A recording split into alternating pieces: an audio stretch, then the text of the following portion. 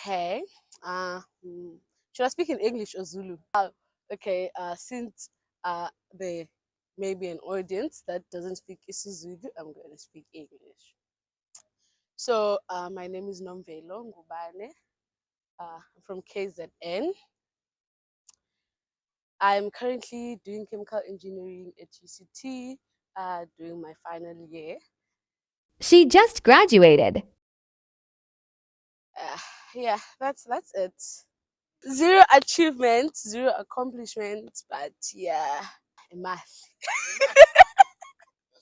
She's saying she hasn't achieved anything because she isn't yet a millionaire.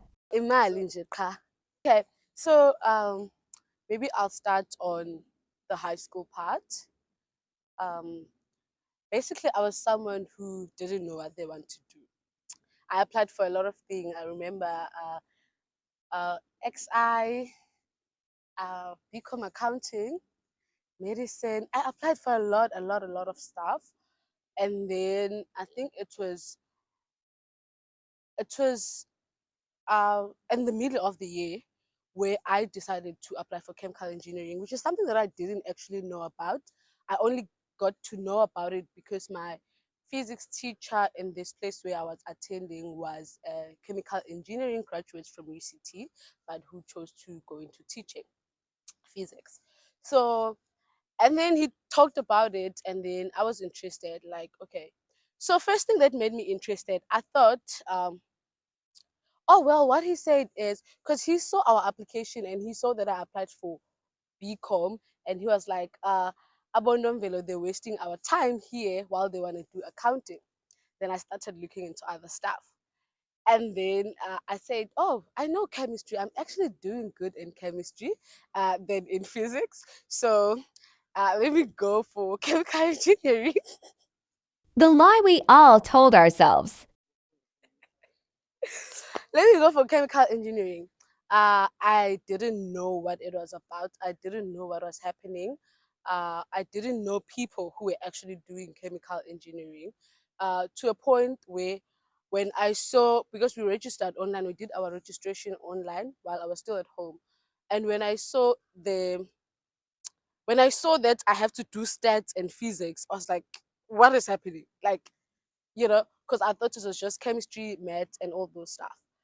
Okay, so yeah, basically, I didn't have anyone who was doing chemical engineering. The only person I knew who was doing chemical engineering here at GCT kept on saying, "Hey, it's easy, come, it's okay," which was a lie. So yeah, on to chemical engineering at GCT. And yes, chemical engineering is not chemistry. Chemical engineering is engineering. You're gonna do physics, you're gonna do math, um, a lot of stuff that they don't do in chemistry, because actually you only do chemistry in first year only. And yeah, as much as he put me in that direction, he didn't like make me choose chemical engineering. I was actually very grateful that I chose it. It's a very challenging degree, and it has challenged me. I think I felt two courses in this course, so it has been very challenging. There's been a lot happening, but I still don't know what I could have done if not chemical engineering.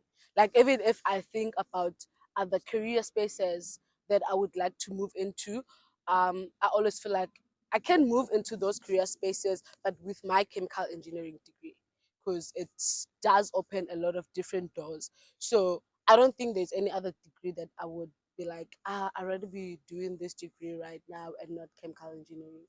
Also, like, having to say I'm doing chemical engineering,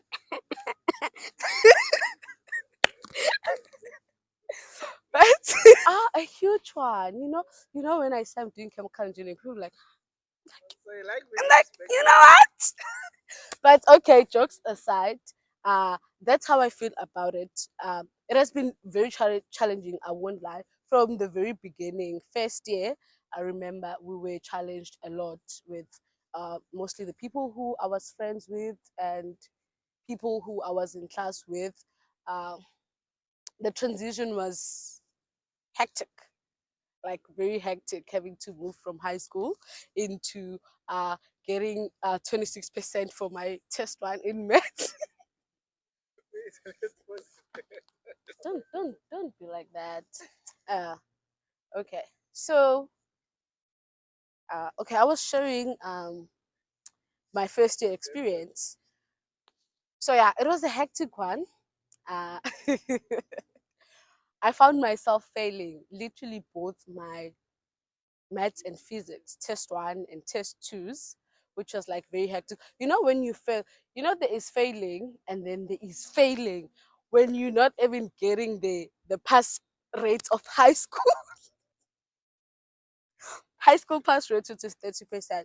But I think what made me feel better even in that space was knowing that I wasn't going through it alone, which I think is something that is important that people are supposed to share when they talk about such stuff, that it happens. You're gonna get 100% for your physics or maths in high school, and then come and get 15% for your test one in maths at university. And that's because of the transition that needs to happen.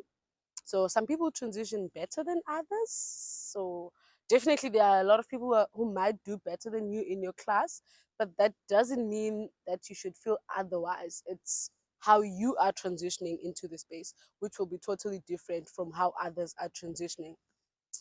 So yeah, for myself, some people don't go through many challenges. I for one went through a lot of challenges, especially academically.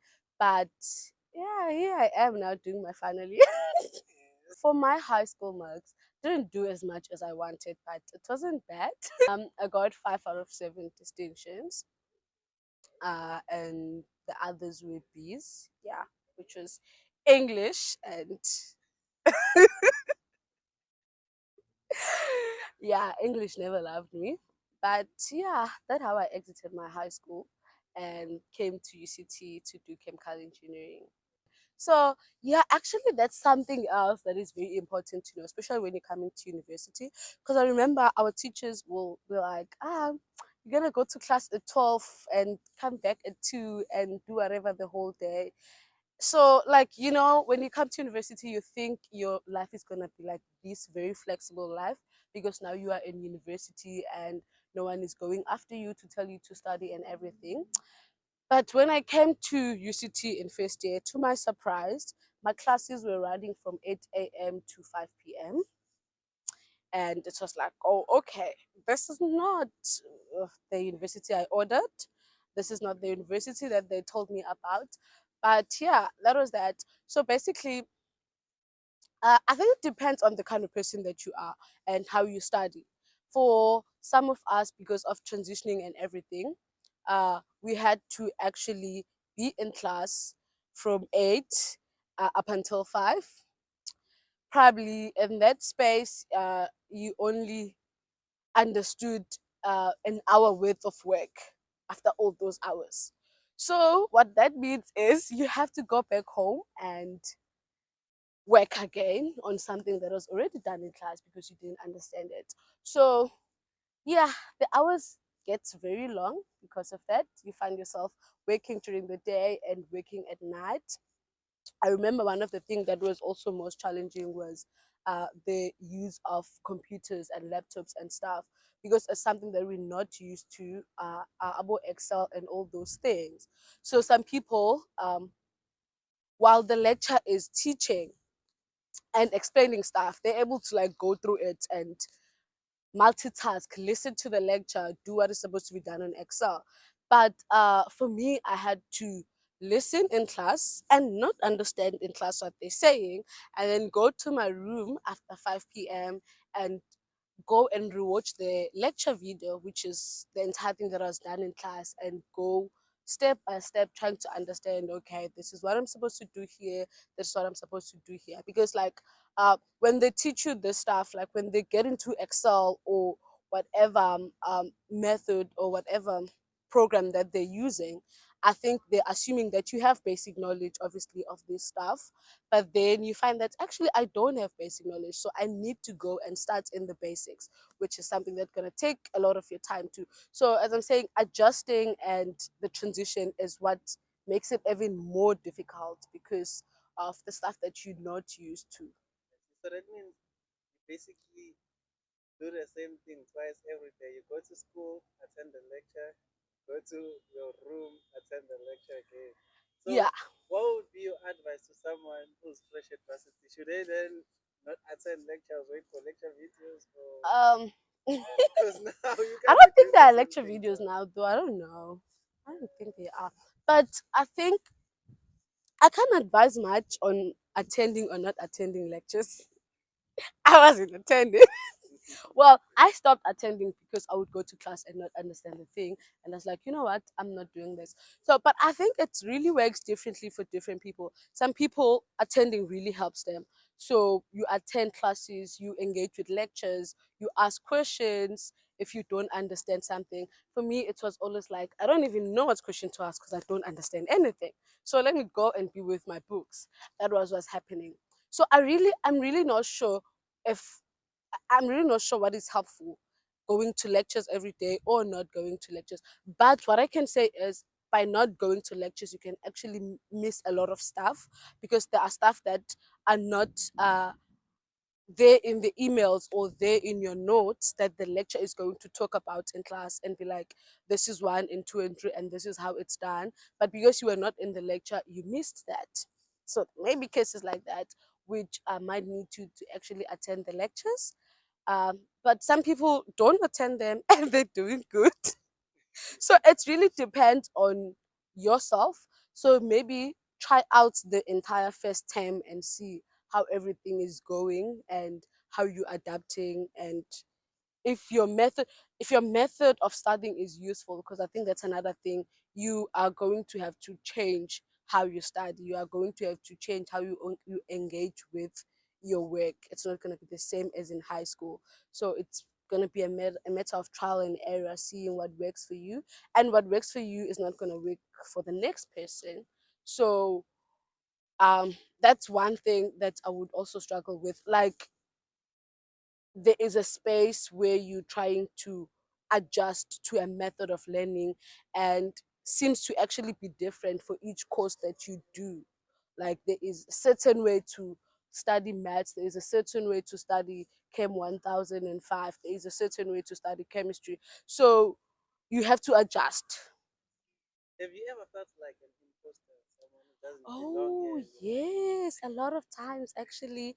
I struggle with that a lot and I hate that. But I yeah, have a huge imposter syndrome. I think not even when it comes to my academic lives only, even outside academics, I have a huge imposter syndrome.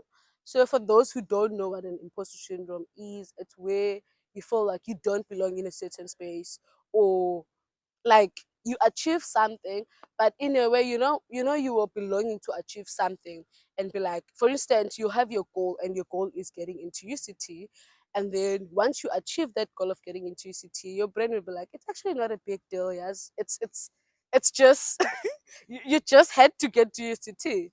So I think it's those kind of things, and they happen with school, they happen with work, when you get a job offer and be like, it's not a big deal, which in fact it actually is a big deal, I think, because there are a lot of people who applied for the job but didn't get it. But I am dealing with imposter syndrome even now. It's not something that I was dealing with, but it definitely started when I got into university and started failing, which is something that I was not used to, and felt felt out of space, felt like you don't belong. Of which again, I think what made it better is the people who are around you. I'm not saying be happy that people fail around you, but when you are all failing together, you feel like actually it's not that bad. We all failing, so it means I can still do it. So I think that was something that kept me going all these years. That actually, yes, I'm failing, but I'm not the only one who's failing, so I'm not the problem. I don't know what the problem is, but definitely not me. But yeah, it's something that is not easy to get rid of at the moment. It comes time after time. You find yourself be like, okay, I got this, but then is it really a big deal? And yeah. yeah, and now that you're doing your final year, you're doing your design. So how is your life structure at the moment? How do you balance your hours? I know maybe you have a nice 8 to 2. like our working schedule. So Okay. how are you working currently? Because now you're doing design, you're working independently, you can manage your Yeah. time. Yeah. So with design, obviously, as you're saying, I was checking the the course outline says it's 360 hours, and out of those 360 hours, 350 hours is self-study. So definitely you are doing your own work. um with design, there's a lot of anxiety around design because of what you've been hearing. Design is hard, and like seeing people not doing great in it. So, and it's definitely, I think, definitely very different from first semester. So, first semester, it was cool, everything was okay. But now it started to seem serious, like, okay, uh, it's getting serious. But with how I'm studying, I think for me, oh, especially with load shedding, it's really hard to have a structure because sometimes you have to use load shedding to sleep and be like, okay, I'm gonna sleep during load shedding. So but then for this week that I've been doing design, my hours have been, we've been doing research mostly. Um, so I've been coming on campus during the day and not coming and coming and not coming. But like, yeah, been working during the day for now because it's mostly research, nothing that need me to apply myself too much. Um, and at night too, obviously. So you're working 24/7. Not 24/7. No, not 24/7. As I am here right now, I'm not working. But I have a submission tomorrow, but it's okay. Wait, you have a submission, it's day or two of school, right? Mm, It's day two of school, you have a submission tomorrow. yeah, yeah. I have a submission tomorrow, but it's So fine. it's more like, a submission of introductory style, not like hectic quiz, right? Because you've only started for 2 days, if I'm not mistaken, right? No, no. Design started a week ago. So you guys were, We yeah, started on the yeah, yeah. 17th. Yeah, You guys started before the university yeah, started. yeah. Okay, thank you so much, Nina. Just to close this thing now, what's your advice to someone who wants to pursue a career in chemical engineering, or someone who just wants to exit wherever they are and They come are to greener pastures okay. university? So, what's your advice to a person like that? Should I still consider coming to university? Consider bring all the challenges that you've That specified, and should I still come? oh yeah, definitely. I think well, life is challenging. Everywhere life is challenging, but um I really envy people who don't have to go to school. There's a kid. I'm sorry. I'm sorry. Okay, so I really envy people who don't have to go to school to make money, actually. But yeah, I think that with all the challenges that I've mentioned, I think you can, if you want to do chemical engineering and you feel like you just need to know more about it and what is happening, and yes, it can be a very challenging degree, but I really think it's worth it. I really think it's a nice degree to have, uh, because for instance, I'm doing chemical engineering, but I'm currently not considering working in the industry, chemical engineering industry and stuff like that. So you can actually do a lot of stuff with your engineering degree. You can work in a lot of different sectors. So I think that's one thing that I really love about this degree, that okay, I can do chemical engineering, but that doesn't mean that I have to go out and be a chemical engineer. I can still have, like, I can still have options even after I've decided on a particular degree, because and most of the times we feel like, okay, I've decided in matric that I'm doing this degree and this is going to be my life, and moving away from that is going to be difficult. But I think that's not the case with chemical engineering degree or engineering as a whole. You really get uh like, you stand out with your skills that you get throughout your degree. People are looking for engineers even in non-engineering related fields. So yeah, I think it will be worth your while, especially if you're someone who enjoy challenges, who enjoy umgo, who feel like you're not doing enough if you're not being challenged. Yeah, you're definitely gonna do Last okay. question. What role has umjolo played in your academic success? Oh, really? Zero role. I haven't jolled ever since I got to university. Don't jolla, kids. That's It's okay. like, don't do that. focus on yourselves. Focus on yourself. No, guys, I'm joking. You're full of joy, but I will call at the moment. uh, Okay, let's Don't forget to subscribe.